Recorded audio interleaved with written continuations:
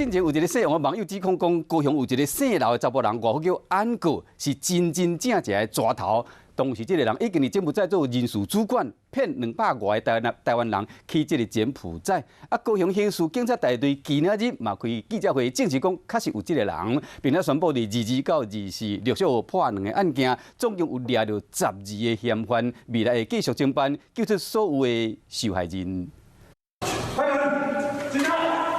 警察拢问不起，嫌犯把门锁起来逃走。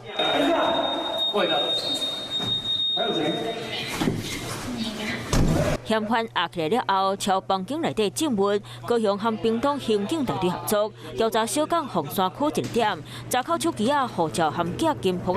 警察小连续3天侦破2件案件，拢总12嫌犯，总数抓到柬埔寨诈骗集团的共犯。刚开始他也是用招募的一个讯息吸引了我刚才讲在南部的一个夜险的部分，他夜险被骗过去以后，他就开始在柬埔寨那边就上网在这一些脸书啦。这一些求职的工作里面，上发高薪、轻松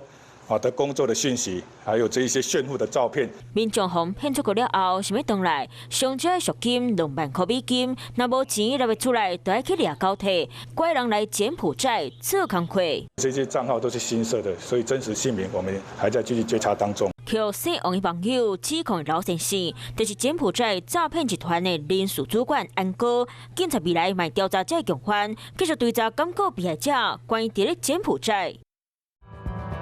想要获取更多新闻资讯，想要看到主播最新的动态，赶快订阅华视YouTube频道。